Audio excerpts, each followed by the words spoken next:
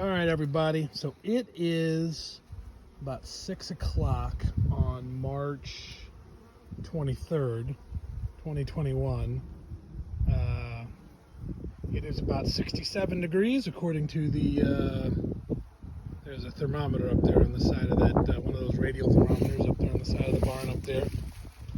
And I came back out to look here at Hive 12 because when I looked at them earlier, she was on fire here.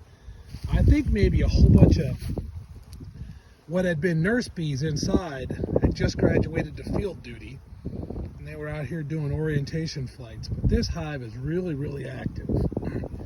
About a week ago, this hive looked like it was getting robbed a little bit, so I put that screen on the front.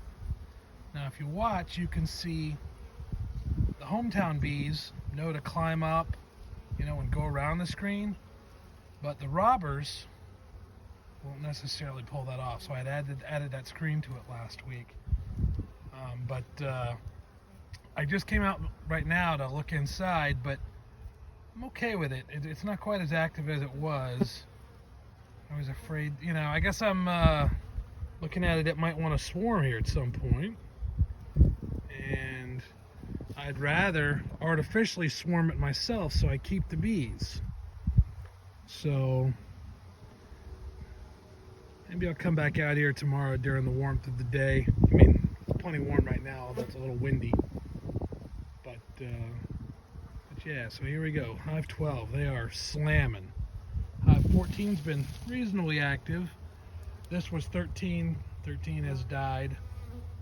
15 over here, doing reasonably well. Let me give you a quick walk around and show you the others. The ones that are alive. The numbers are, semi-arbitrary. Here's 10, pretty active. Mac painted this hive like, 3.5 years ago.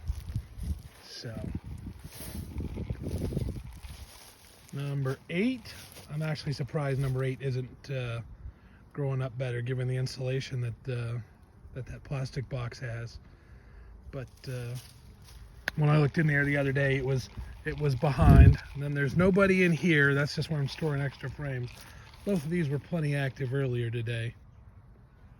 There we can see some foragers coming back. A lot of them come in. They've got pollen on their, what I would say is like their saddlebags. Several more just came in over here into 9. This number 7 down here is where the Queen O'Neill is. And here in 9 is one of O'Neill's daughters. That's Black Beauty is what I named her last year because she was dark. She was dark. So that is all 8 of the hives. 7, I'm sorry, that are alive.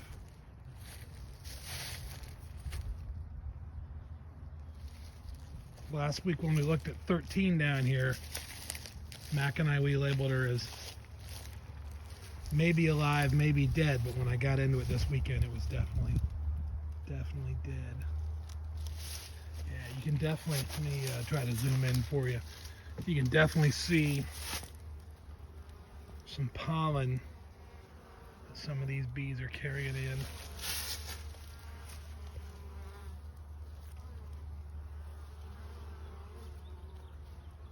If you see a whole bunch of yellow, that one had some right there. It's not always yellow. It can be different colors, cream color, red colored, based on what they're finding.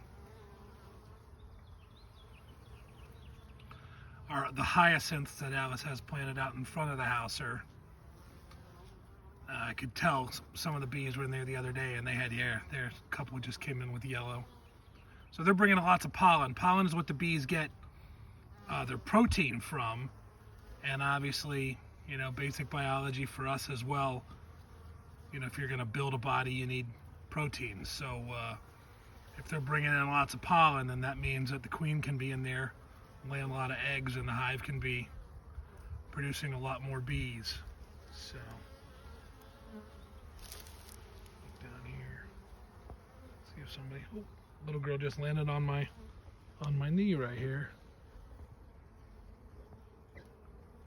See, there we go. We zoom right in on her. She's just checking me out. Hopefully she don't want to sting me, huh?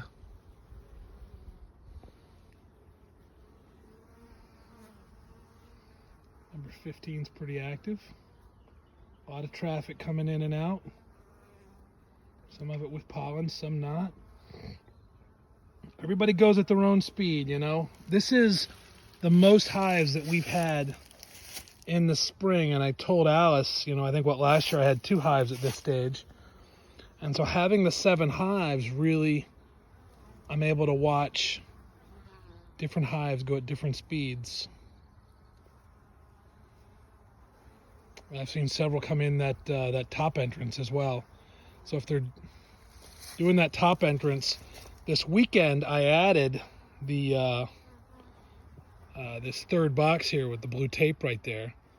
I added that one just to give them more room because I wanted them to not swarm until I was ready to split, which I'm still hoping to do this weekend. But by golly, if I go in there tomorrow and they need it, I'll go ahead and split them. But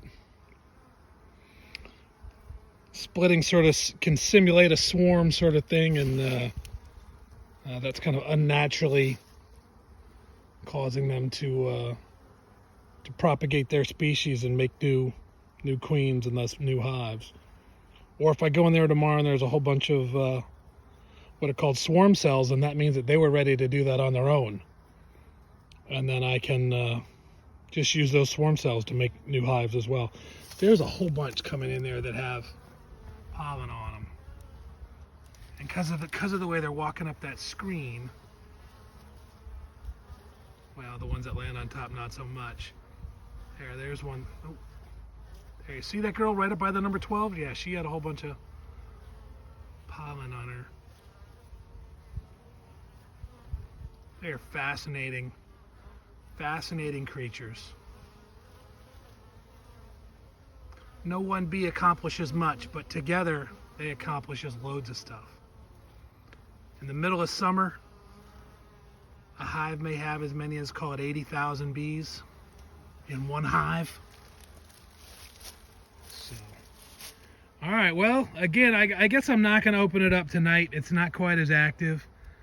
Maybe tomorrow during the day when most of the foragers are out and about, I'll open it up, and if it needs to be split, that's about 3 days earlier than I'd planned. I was planning on doing it Saturday, but by golly, I might do it tomorrow if they need it. So, all right, well, this one's kind of long, about 8 minutes, but I hope you enjoyed it and fast forwarded through the boring parts. But I don't know what part that would be, because for me, just watching the bees is fun. All right, everybody, have a great day.